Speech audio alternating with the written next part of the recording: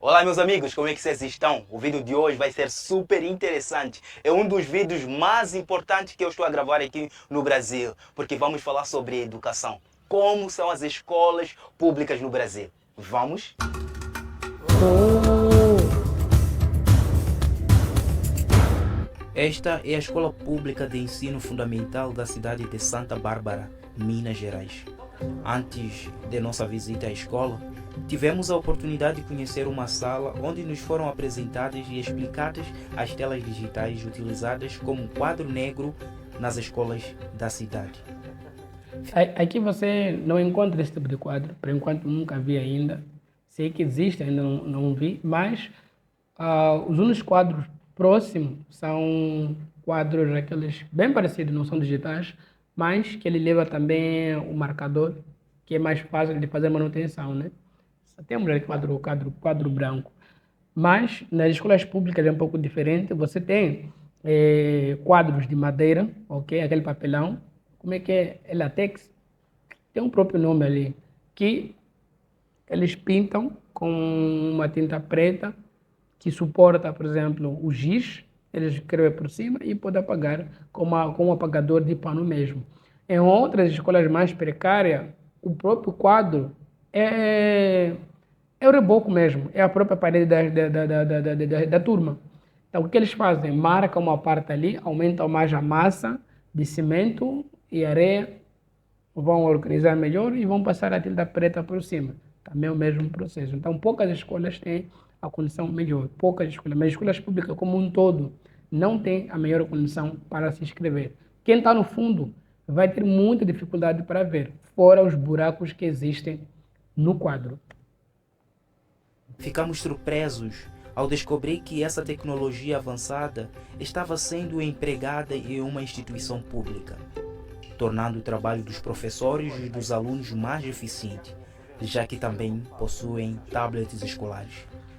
Após Olha só, as nossas escolas, por carteira, são 3 alunos. Por carteira, são 2 a 3 alunos.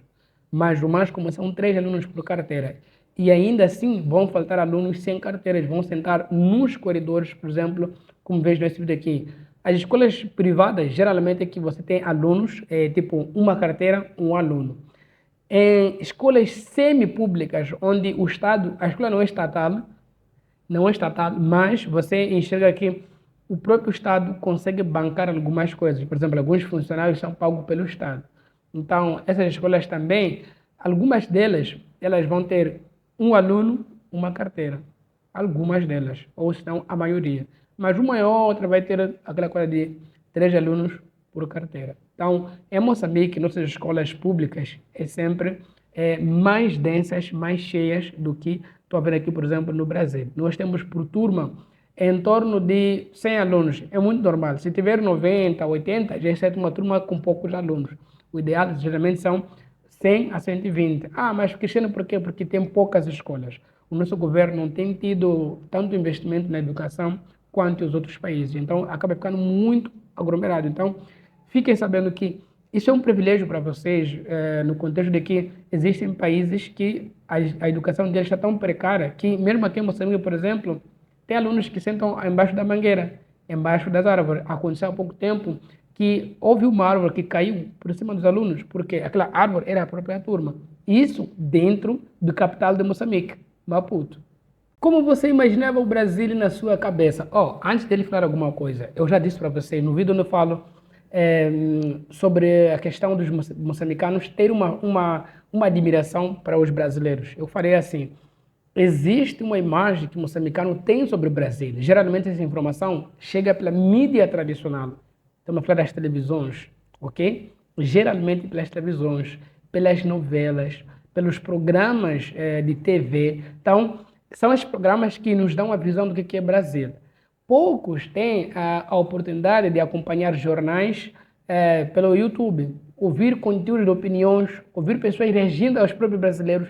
Pouca gente tem, mas ainda assim a gente não tem noção do que é Brasil da forma real. Porque nós temos um conteúdo que é mastigado. Geralmente é aquilo que a mídia quer que a gente saiba do Brasil. Geralmente temos um sentido mais negativo do Brasil do que positivo. Ok? Então, vamos ver qual é a opinião de Joselino que teve antes e depois de chegar ao Brasil. Mas, sim, tem uma predisposição de consumir um conteúdo mais lixo do que o conteúdo bom. Porque é a forma como a mídia brasileira traz o conteúdo do Brasil para fora. Bem, falando particularmente de mim, quando eu cheguei foi um choque mesmo. Quando eu vinha para cá, eu tinha um Brasil, eu havia construído um Brasil dentro da minha cabeça, bem diferente do que estou vendo, bem diferente do que estou vendo agora. O Brasil é muito mais melhor daquilo que eu havia construído na minha cabeça. A cultura, o povo, as cidades, isso é surreal, é incrível, é impressionante, sem palavras.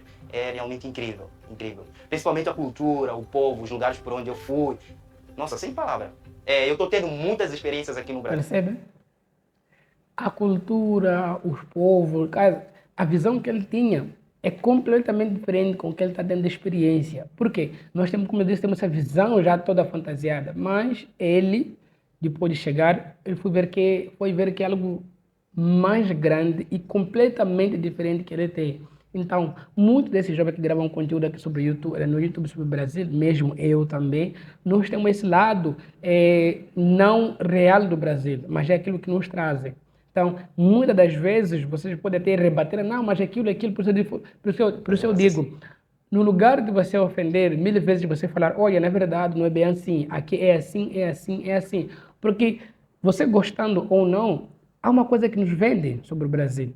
Exatamente isso. Um outro tem tempo de conversar com brasileiros, contar, olha, aqui é assim, é tal, guisado, no Natal é assim, mas na sua maioria não tem essa paciência. Eles tacam um pedra, você está com fantasia. Não, não é fantasia. É uma visão que os próprios brasileiros oferecem fora do Brasil. Sincero. Praticamente 90% das coisas que eu estou vendo, as experiências que eu estou tendo aqui são praticamente novas. E eu pretendo levar isso para a minha comunidade, o meu povo lá em Moçambique. Você já viajou para outros Sim, lugares? já. Mas os países, antes de vir para o Brasil, os países que eu conheci foi Malawi, que é um país que faz fronteira com Moçambique, um país bem próximo, mas não desbravei como estou desbravando o Brasil. Foi uma Malawi para Moçambique é como se fosse Brasil, Moçambique para Brasil. A mesma forma como Moçambique vê o Brasil, Malawi vê da mesma forma o Moçambique. E assim também, Moçambique vê, alguns moçambicanos, geralmente do sul, vê o África do Sul como Malawi vê Moçambique. cidade bem do interior do país Malawi e também África do Sul, uma cidade chamada Nelspruit. Sim. Quanto tempo você durou para chegar? Olha, foram 2 escalas. A gente partiu de Chimoio para Maputo, onde ele nasceu, não é? Que é a capital do país, seria no caso Brasília. Quando a gente chega em Maputo, na capital, subimos o primeiro avião que deu a escala de Maputo até Catar. Saímos de Catar em direção a São Paulo, no aeroporto de Guarulhos. Então foram 2 escalas de avião, juntando as horas foram aproximadamente mais de 24 horas de viagem. O primeiro canal eu a criar foi um canal evangélico. 4 meses depois foi quando surgiu a ideia de criar um canal onde seria especificamente para contar a cultura, o dia a dia do povo, como falei há pouco tempo. Isso foi no ano passado, no dia 3 de julho. Esse ponto é muito importante. Tem muita gente que tem a fantasia de que o Joselino só chegou no YouTube com o canal Pátria Minha. Eu falo, cara, não é possível alguém que nunca pegou YouTube, nunca gravou um vídeo e aparecer a falar tão bem. E 2 meses depois o canal deu assim um boom. Eu nem contava com aquilo, porque eu sabia que crescer no YouTube você enfrentaria grandes desafios, não seria nada fácil. Mas depois de 2 meses eu consegui ali atingir as métricas que o YouTube pede, não é? Que são 1000 inscritos, 4000 horas e deu certo. Moraria no Brasil sem pensar 2 vezes. O Brasil é um país incrível, é um povo assim, é um país que tem um povo maravilhoso. Eu estou encantado com o Brasil. Eu falo para vocês que o Brasil é o melhor povo do mundo. Mas, por enquanto, eu pretendo voltar para Moçambique, porque para além de mostrar a cultura moçambicana, o dia a dia do povo moçambicano, o canal Pátria Minha também tem como objetivo trazer um pouco de conforto a famílias que mais precisam, a famílias necessitadas que não têm o pão de cada dia. Então eu pretendo voltar para Moçambique, levar todas as experiências que eu colhi aqui no Brasil, não é? São muitas experiências. Está aqui um caso de Carlos Gregório, ele me passou bastante informações, bastante experiências, e eu não pretendo ficar aqui e ter essas experiências enquanto sei que o meu povo passa por necessidade. Então pretendo voltar, levar essas experiências para o povo e quem sabe daqui a 2, 3, 5 anos eu não volte para morar, não volte para cá para morar.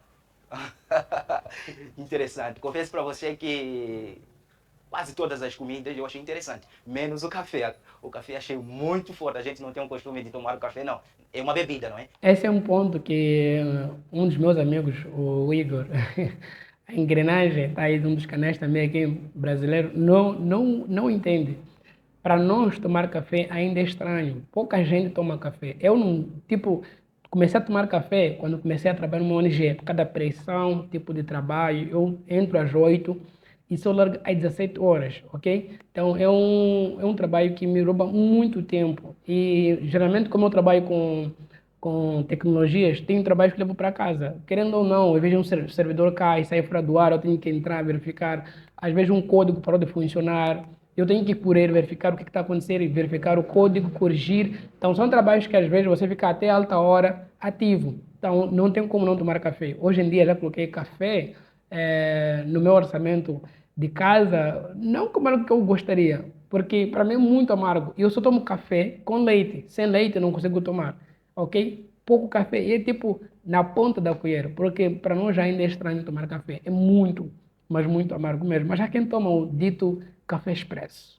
É somente o café. O café achei muito forte. Mas o resto, pão de queijo, experimentei o pão de queijo, é excelente. Os outros pães de queijo que eu experimentei nos outros estados, nas outras cidades, não era tão legal não. Era meio durinho assim, parecia uma bolacha. Eu acho que coloca um pouco queijo. Mas o resto das comidas aqui no Brasil são excelentes. O alimento principal de Moçambique é a chima. É uma Chima. massa como se fosse a polenta, não é? Feito com a farinha de fubá, não é? Mas a farinha é branca. A chima tem que ter um acompanhante, não come-se simplesmente a chima. Tem que ter um acompanhante, porque a É chima exatamente assim. não entra tempero, não é preparada com tempero, nem cebola, nem alho, nem Como é que é óleo. preparado a dita chima ou farinha? Nós temos a farinha de mandioca, temos a farinha de mapira, temos a farinha de milho, temos a farinha de arroz, ok? Cada tipo desse tipo, cada cereal desse tipo aí, é cereal, acho que é cereal. O tipo de farinha também é diferente. Por exemplo, para a farinha de mandioca, feita com mandioca, ela é muito mais pesada, ela dura mais tempo. Se você comer, por exemplo, no almoço, tu fica bem empanturado, ok? Farinha de mandioca, de milho, ele é mais saudável, ele dá mais vitamina, ele tem mais vitamina, tem mais proteína, então é mais recomendável. E como é que ele é feita? Pega-se o milho, você vai lavar ou vai tirar pronto, o milho seco, vai lavar, vai levar a moagem, ele vai pilar, o milho vai ficar a pó. Então, com água fervida, ele vai mexendo até ele ficar consistente. Daí você serve. E ele em si não tem sabor, não tem um sabor agradável. Tipo, não é amargo, mas também ele tem um sabor como se fosse neutro.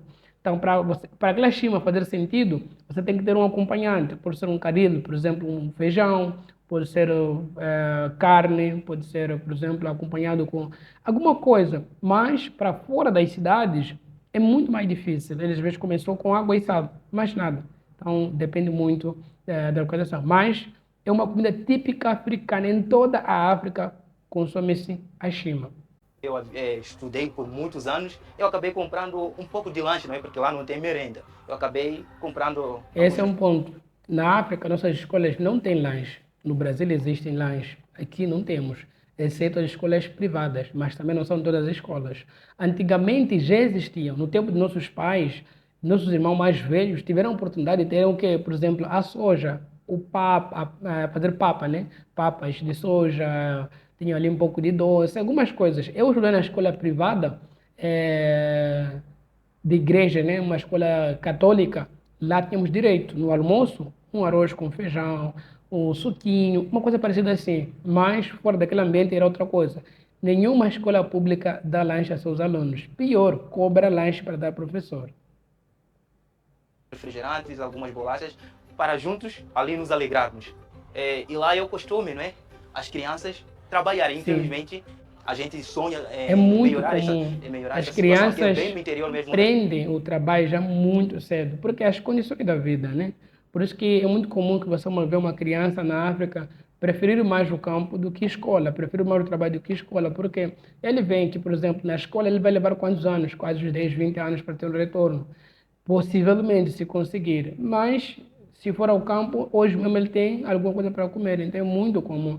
Não é no contexto de explorar, mas é o contexto mesmo. A criança já tem essa necessidade mesmo, ok? E nem é tipo fechar a oportunidade, mas ainda está a se trabalhar de modo que essas comunidades entendam que uma criança com escola é muito melhor porque agrega mais valor à própria comunidade.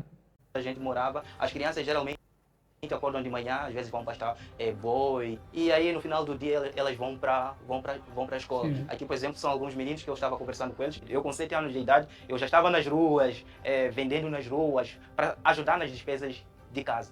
Eu, juntamente com a minha família, passamos por muitas dificuldades, passamos fome. Essa é a escola que eu estudei há 15 anos atrás. Vejam a diferença no princípio do vídeo e vejam